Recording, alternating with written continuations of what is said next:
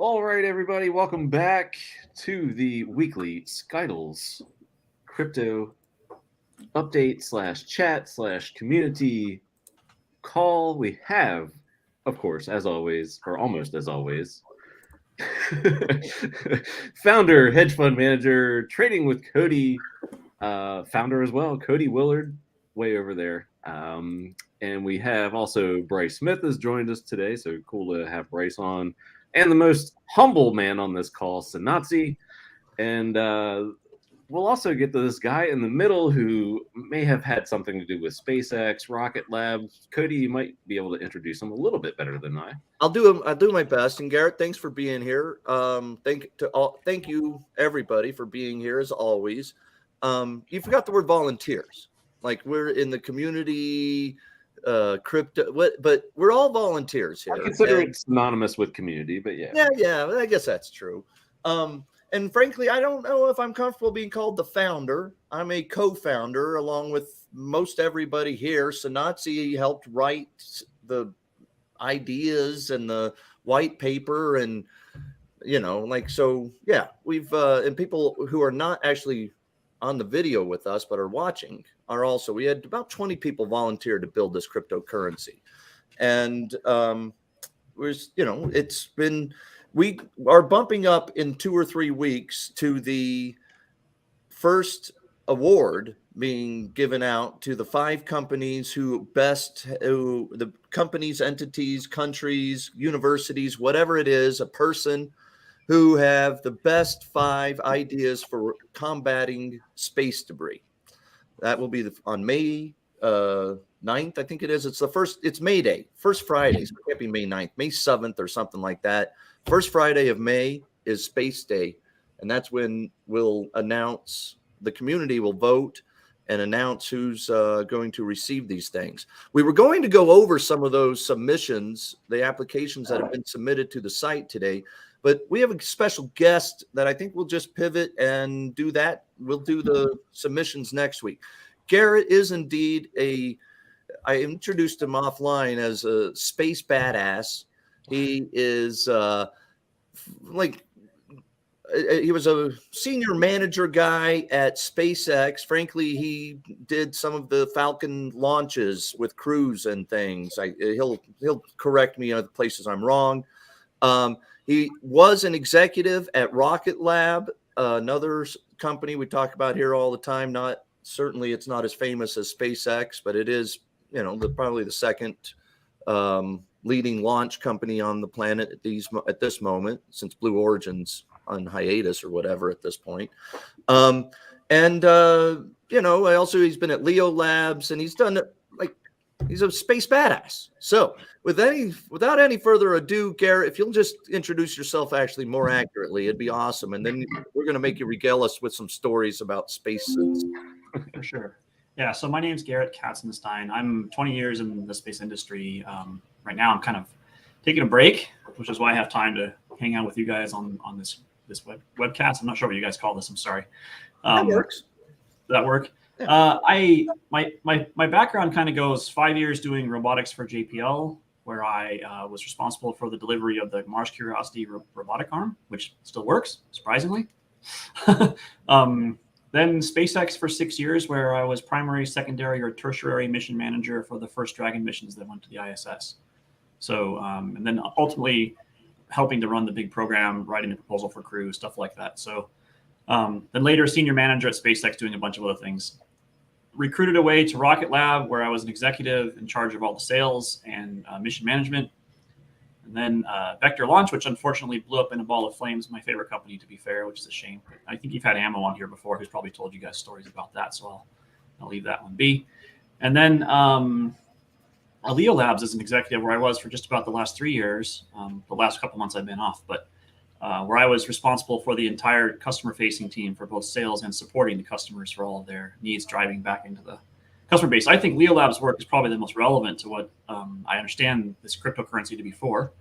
And I got a lot of experience with debris management and the technical and the business side of it. So happy to answer any questions people might have about that or what have you. Cool. Thank you so much, Garrett. like Bryce and I have had a few discussions with Garrett, or getting to know him a little bit over the last month or so, and would you just tell us like one of your cool stories about like one of the launches to ISS, like when the NASA manager is in the room? Yeah. And so I guess one of the things that shaped my career, probably for the better or for the worse, was in the early days of Dragon missions at SpaceX. You were responsible as a mission manager for basically keeping the customers away from the operators. So they had a separate room at JSC where, like, the NASA administrator and the associate administrator and Gwen, who's the president of, still president of SpaceX, and us would sit. And I had all this data systems up. I'd been on console a ton, and so it was our job to kind of interpret what's happening and keep everybody informed and excited and sometimes calm. And probably the strangest thing ever happened to me, there was a mission that I was responsible for where we were very worried. It was the last Falcon 1.0 rocket that was to be launched. And we were very worried that the rocket wouldn't work because there didn't be spare parts left. The last one had an engine failure, but still made orbit. So we're pretty terrified. So everybody was terrified about the launch. The launch happens. Everything on the rocket works perfectly. I'm sitting there staring at this data with all these people behind me in the room. And then Dragon doesn't wake up and is tumbling out of control. And so I remember sitting there going, everybody in the room needs to shut up, just like that. Turned around, said, Gwen, go. And she just looked at me and she ran into the control room to find out from, you guys probably know who Hans is, Koningsman, what was going on.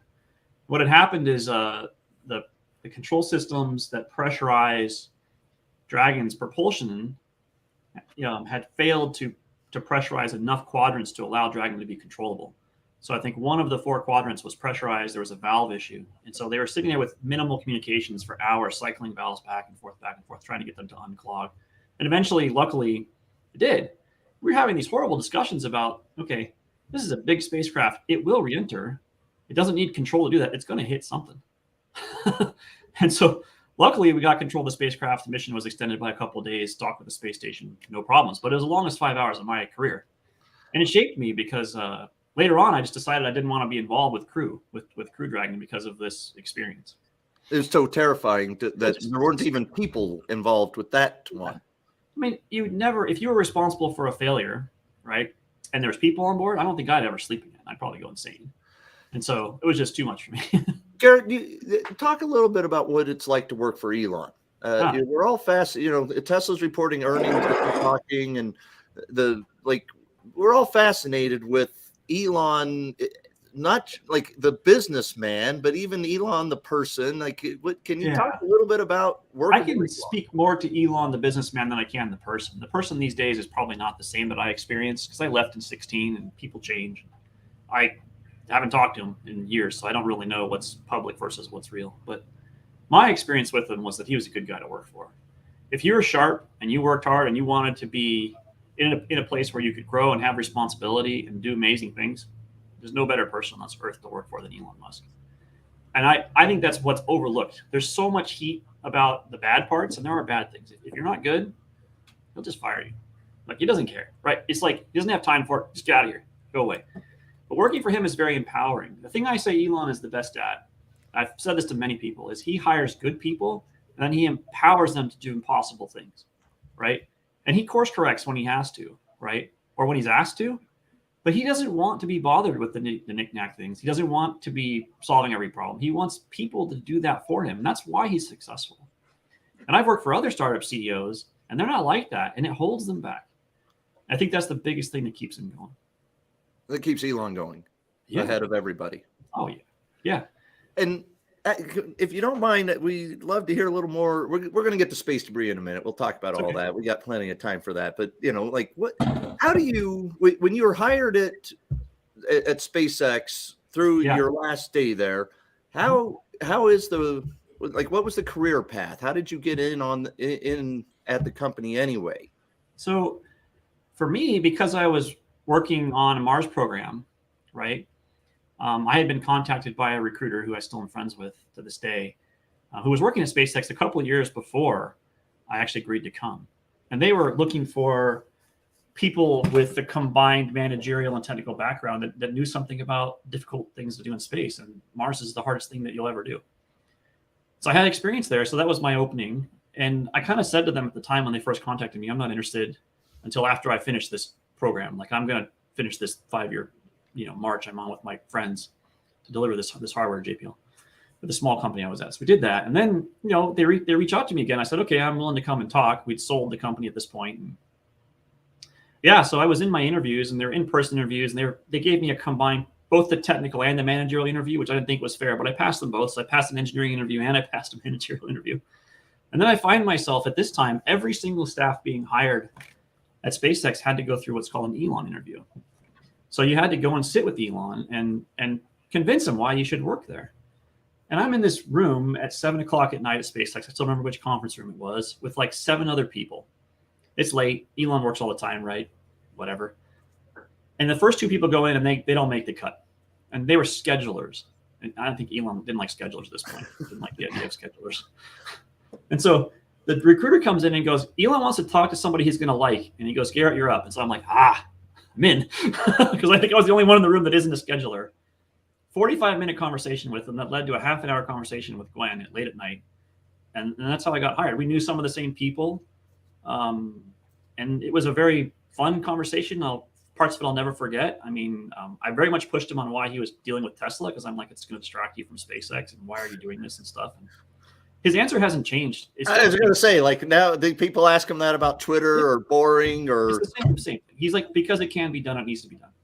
So one last question about Elon, and then others might have a couple questions for you, and then we'll get the space debris. But how, is he as good an engineer as he is purported to be? Does he understand the propulsion, calculus and the numbers behind it all the way that you do? Nobody should doubt his intelligence. If you doubt that and you have a meeting with him, you're going to get embarrassed and fired.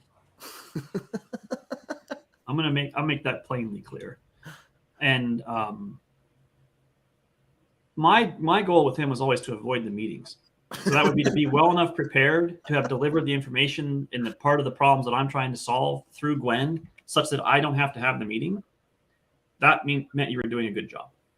And so that was always my goal. But man, I was in a meeting one time where somebody came in with a bunch of knick-knack problems, hadn't done their homework. He just turned around while they were talking and wrote an email to get him fired. I read it on the screen. Wow. Jeez. I was like, well, that guy's done.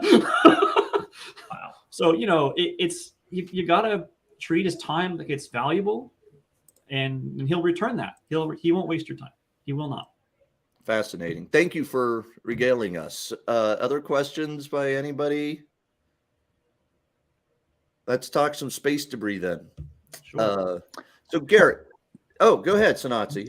Yeah, it's related to space debris. So I saw it on TV on CNN that the odds of being hit by the 650-pound satellite that is supposed to go through the atmosphere, I guess tonight at 9 p.m. or so, is like 1 in little less than 1,500, and compared it to getting hit by lightning is like 1 in little over 15,000. The odds of it hitting the ground, is that what they're saying? I didn't actually read the article. Someone actually getting hit by it. Which is that, Sanatsi? Someone actually getting hit by the debris of the satellite, 650 pound of satellite, and I was like surprised that actually it's even on the news, because typically they definitely calculate the route, somewhere to be in the on the sea. Garrett, can you talk much about this satellite? You seen the news? There's a satellite that's coming that's getting grounded on accident, coming through the atmosphere. I'm not up to speed on it, so I just saw the headlines this morning. Sanatsi, what's the name of the interesting to bring this up because it's not really space debris, right? In the sense that SKTLs is fighting space debris. Correct. It's a big satellite. Oh, it's the NASA one. Military, I thought maybe NASA. Yeah, strictly speaking, it's not. Yes. Yeah, right. But it's coming through. It's a big satellite, and it's lost its ability to orbit. It's coming through the atmosphere tonight. Parts of it will get burned up, obviously. Parts of it are probably actually going to make it through. Yeah. I'm reading the article here. It's not. But fascinatingly, though, it's not the space debris that we're fighting when we're talking about the SKTL space debris that's flying around the Earth that's not falling out of orbit. Every dead satellite is space debris. Yes. Right? Every dead satellite has the opportunity to become a lot of space debris. Right? And that's one of the challenges I think that really people face is like, you might even know most collisions are debris on debris. Most projected collisions that have a high probability of collision, those are debris on debris collisions. Nobody can do anything about a debris on debris collision, right? You're not going to get there in time to change the trajectory of one of these things. It's just a risk discussion.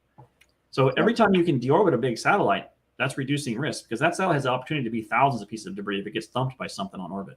Yeah. Most of the time, it's not news at all. You know. Yeah. Yeah, but that's because this one's falling through.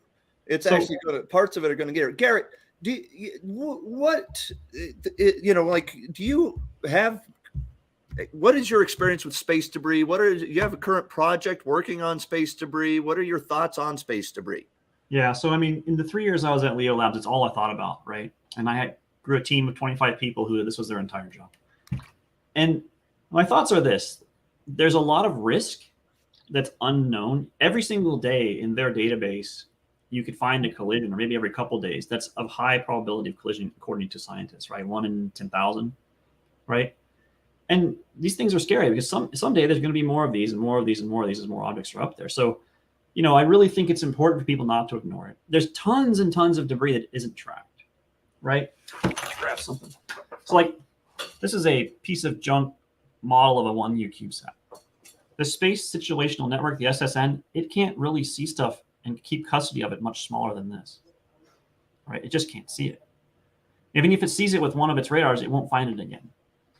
The amount of debris that's smaller than this is the majority of it, right? Things golf ball size and bigger can kill everybody on the space station, and they're untracked. So maybe the best story I can tell you about this is that at Leo Labs, the CTO is a guy named Ed Liu, right? He's a former astronaut. He's flown a couple shuttle missions. He's flown to the ISS, been there for a period of time. He told me a story about being on a spacewalk, and he goes, and he won't mind me telling this. He goes to reach for a handrail that's supposed to be there on his EVA, his extra vehicle activity, and it's not there. And it's been blown away by a piece of space debris, which missed the hull by about this much. Oh, shit. Yeah. And so if you look at the solar rays with a pair of binoculars when you're on the ISS, he says there's holes all through them. And so, to be honest, he's like, the fact that there hasn't been an accident at this point is pretty much luck. So it's a scary thing. You know, the energy from a golf ball with these combined speeds is huge, right? They're faster than a bullet, right? Let's be clear. These things are 17,500 miles an hour if they come head on times 2, right? If they cross, the combined speeds are less, all right? But, you know, if you take a golf ball, a piece of hunk of metal, and you throw it through the ISS, it's not going to explode it like a bomb. It's going to be like, you ever seen a stop sign in the countryside that's been shot to hell? Sure. That's what it's going to look like. So it's going to create a depressurization event if it's the ISS. And that depressurization event can cause all kinds of damage. So as far as the ISS goes, it's a real threat. That's why Ed's involved in this project, right? And these guys are looking hard for things that are smaller. It's difficult, but they can find them. Garrett, the reason we started the SKTL cryptocurrency, we wanted to make a space cryptocurrency, and then we were trying to figure out how to do something virtuous out of this. And Sure. We thought, you know, there's no, it's a tragedy of the commons kind of economic problem where everybody needs it solved, but nobody has an economic incentive, direct, pure incentive to profit off the solving of the space debris. So you either tax people and governments themselves pay to clean it up, or we thought, hey, let's take advantage of the decentralized autonomous organization concept and incentivize space debris cleanup. So we mine more tokens every time there's a successful space event. Anytime there's actually more risk of space stuff getting up into the debris field, whether it's human beings or satellites, you get a much bigger return for human beings being launched. And once people start going to the moon, you get even more mining. The numbers get cut in half every year so that it's a deflationary thing. And because we also know that in 10 years, we're likely to be way out in space. The whole idea, though, is that the space debris is probably the single biggest possible impediment to the space revolution happening. Do you agree to that? We're worried that if we don't, what you're describing gets worse and worse if we don't start doing something to stop that. And eventually, 5 or 10 years out, it could be so much space debris zooming around the planet, we can't get new satellites or human beings past it. I mean, the so-called Kessler syndrome is a risk. I think, is there a scenario where in some number of years or halves of decades or decades where it's very difficult to find clean orbits in space? Yes. Do I think it's going to be impossible to transit some of the dirty orbits? No. Do I think it's risky? Potentially. There's a lot that we just don't understand right now about how dense the environment truly is and how damaged existing equipment really is. And so a lot of the companies that are working on doing inspection, there's obviously military reasons for that, but there's also, fundamental reasons to understand how other satellites actually look over time. And I think nobody brings stuff down except for SpaceX and the Russians, right? So you just don't get an opportunity to really kind of learn from the environment. It's not like an airplane where it lands and you can kind of look it over, right? So yeah, I mean, I think it's definitely a fear. I think the changes that politically have been made in the last year with the 20-year rule kind of shifting to a 5-year rule, which I know people who work the policy on that. That's really explain that so everybody understands. Yeah. Satellites have to be decommissioned after 5 years instead of 20 years. Yeah, so there's sort of an agreement that's been reached with the government and all the active participants to try to have a 5-year rule where at the end of a 5-year life, if a satellite dies, then you have 5 years to do something about it to get it out of orbit, right? Or put it in a safe place. If it's a GeoBird, you might park it further out where it's out of the GeoBird. If it's in LEO where most of the activity is, then yeah, or MEO, you need to get it out, get it down. And so it's creating business opportunities for people who are working on solving that problem. A defunct satellite is difficult to move, right? And they have a decay rate, but it depends on their starting orbit. The SpaceX Starlink orbits, they decay pretty fast on their own when they die. OneWeb, no, they're up much higher. They take a long time to bring down. So they won't meet the 20-year rule the 5-year rule without assistance. Have you heard of Momentous and Sure. or a lot of the Cislunar, a lot of different companies that conceive of going and using a remote drone ship of some sort to actually go pick up and move satellites or debris for that matter, but most likely satellites. Can you, is that feasible anytime soon? How is that working out? Yeah. So I have a good background to speak to this, to be fair, and I would call that space logistics, right? So it requires a mini satellite, a tug, something like that with a robotic capability, right? Something like I worked on in the past that can go and find an object and then do something about it, right? Change its trajectory, grab hold of it, drag it down, perhaps go back up and do it a couple times before it exhausts its fuel. Yes, it's a feasible thing. And I agree, it's technically not impossible. It's hard. It will get easier as people practice it. What's difficult is finding a business case for it, to your guys' point, right? The business case for that is challenging. Astroscale is doing a lot trying to establish a business case for this, some of the companies you mentioned as well. And it requires government intervention, I think, at this point. The 5-year rule can change that, though, because, for example, OneWeb has publicly said they have a grapple fixture, which is a little knuckle, if you want to call it that, made for robotic arms to grab on every one of their satellites. So if they have a dead bird and they can't control it and they can't get it to do a burn, right, light its engines and move it towards a lower orbit, you could conceivably go up and grab it with something and tug it, pull it down. They've pre-planned that. Fascinating. Is that helpful? Absolutely. Other questions or comments? I got more questions for Garrett.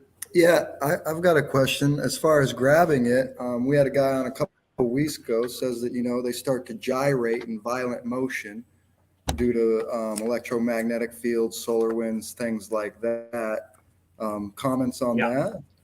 Yeah, I do understand. Like if a satellite is spun up, then touching it's going to be virtually impossible. Sure. So you have to move it passively, right? You have to be near it and have a technology to move it, whether it's, I don't know, making stuff up. He was looking at creating electromagnetic fields that would counter some of that spin. Yeah, or push it. But the problem is most materials on satellites are non-ferrous. So that's right, but he has got a new technology that even catches aluminum. It's not magnetic to the aluminum, but it makes the aluminum move. Yeah, There's some ideas out there. That's an idea I've heard. There's also this idea of a gas cloud to try to slow it down. You know, because it just needs friction, right? That's really what it needs to slow down. Slow down a little bit, it'll come out of orbit. It'll fall. Yeah. It'll just change. It'll perturb its orbit. It'll start to come down, and then you're still under gravity. It's going to suck it in. It just takes a while. Just a little bit of friction, And depending on how high you are. going back to space debris a little more on the small components, I saw Elon tweet one day regarding space debris saying that the Starship had some kind of shields or fairings or some things to help protect it from that. How durable, strong you think those are? Could those be used on an ISS? So the ISS has micrometeorite blanketing everywhere where people are. Okay, but it sort of is effective to things golf ball and smaller, right? And I'm sure Starship will have similar technology, probably more advanced. You know, this thing's 30, 40 years in its engineering newer. I don't actually know what the material science is for what they're using. But that can protect you for the very small stuff. And I think that's a good strategy because we'll never be able to find it all. Honest opinion. Like the really small stuff, it's just going to be there. It's like sandblasting your car through the desert 100 times worse, right? You know, it's going to be there. And there's plenty of micrometeorite hits that have hit the space station. That's happened. Garrett, when are we getting to the moon with human beings, and when are we getting to Mars with human beings? Feet to fire. Jesus Christ. Sorry, man. You joined the call. This is part of the gig. I'm probably the last person to guess the Mars thing these days, but you know, I think the moon thing is possible in this decade. All these programs will run late. That's how space programs work. That's all the ones I've worked on have worked. But you know, everybody's got a shot at it. We got a big rocket launching in a few days that has to work. There's one that already worked that was paid for by all of our taxes, which is, in my opinion, a pretty big waste of money, but it exists nonetheless. So between the two systems, hopefully they can find a way. I know there's a lot of contracts out from NASA to this effect for a lunar lander. That seems like it's plausible in this decade. Do I think Mars in this decade? It's going to have to be private if that's the case, because running forward with NASA is really helpful from a financial point of view, but it slows you down. Not as bad as it used to, but you know, they got their own speed and they have their own risk management, and their risk management is difficult. So, all right, but so best case scenario, human beings on Mars by 2035? It's in the cards. Yeah. I mean, it depends on how much risk these people and the company doing it wants to take. You know, Elon, he's going to be the one taking people there first, right? Yeah, it's expensive though. Yeah. So, you know, I mean, I think in short, he never wanted to go to the moon, but he's being paid to go to the moon. And I think now if you asked him, and I haven't asked him, okay, but I think now if you asked him, he'd probably say it's a good dry run. Because I think that tanking that has to happen on orbit between these starships to refuel them, that's hard, okay? That has to be routine. Then you can go to Mars. They also have all these problems to solve once you're at Mars if these people want to come back. And I say that with some sincerity, if. People spend the rest of their lives at Mars. Well, returning is difficult. Yeah, that's what I meant. So, you know, they have to create their own fuel, right? So they have to get there with enough equipment and know-how, and you can't be missing that one thing you don't have because it's not coming for a year, right? And you guys, orbital mechanics for Mars, right? I mean, JPL guys will tell you this. You know, you get a shot every 18 months where the planets are kind of close enough where it's not like you're flying 10 times farther or whatever. I mean, those numbers are wrong, but, you know, you don't get to go all the time. There's a window when the planets are close enough that I wondered about that. I was reading about that recently in a space book, and I wondered if they would then it's not feasible then to go unless the planets are aligning. No way, not right now, not with the technology that we have right now. I mean, you know, my JPL mission was slipped, right? And you have to tell me what JPL is. Just Jet Propulsion Laboratory. Yeah, sorry, that's all right. Not everybody knows. They make all the you know, the robots you see on Mars, the other space probes that are doing various different things. They make some of those. There's other NASA centers that do them as well. But you know, when you slip a Mars mission, you slip it a long time because you're waiting for another opportunity. So I forget the exact number of months. I used to know, but I don't remember. I'm sorry. Yeah, it's 6 months, I thought. No, it's more than that. Okay. Garrett, we appreciate you being here. Is there anything that you'd like to talk about before, you know, like? So I'm not a crypto guy, all right? Just so you guys hear me say that. I'm happy to jump on once in a while and tell stories about space or answer questions, but I'm not a crypto guy, so I'll learn some more. But these companies that if I were one of these startups, which I could be in the morning, right? How would I take this crypto that you're providing and use it to my advantage? What are you expecting people to do? Can they turn it into something they can pay people with? Like, the number one, they could just go sell it and turn it into money. That's all right. All right. There are no, you got it. There are no restrictions when we give it. We believe in the free market, bet on a free market. It's all just freedom. And the current price of the token is about 1 cent each. We did 3 baskets when we launched. 100 million tokens were given away to anybody who registered. It was all free. We didn't raise any money out of it. There are no founders tokens or anything. Right. Number 2, we put 100 million tokens into a basket that then donates 10% of its tokens every year to 5 different startups that are tackling the debris problem. And then we have 100 million tokens that get mined from here on out. The current basket, the fund that's going to go and be donated, 10% of it, everyone's going to get about 2,200,000 million tokens out of that. So there will be 5 recipients getting 2.2 million each. At a penny, that is conceivably $22,000 of value that they could go sell. There's not enough liquidity in our cryptocurrency that we created that it wouldn't get crushed if you tried to sell 2 million tokens. But there are people like me that are bidding for more tokens. And when this space event happens, I'm going to put, I personally own like 1.2 or 1.3 million tokens at this point. I'm going to put them into the pool of the liquidity pool in these exchanges and provide that liquidity and be willing for people to sell more, buy more, whatever. Again, let the free market dictate. I'll pick up more if they all blow out of their tokens. I think, though, a startup space debris focused company or a student who got this would probably want to keep at least most, if not all, of the tokens they're getting because they believe in the space debris mission needing to be resolved and doing it in a free market and alleviating the pressure on governments getting together and solving it with any efficiency what needs to happen. I think that people will hold their tokens. But point being, we believe in the free market. To answer your question, they can just go turn it into money and get $5, $10, $20, $30,000, whatever it is when they sell it. Yeah, appreciate the answer. Yeah.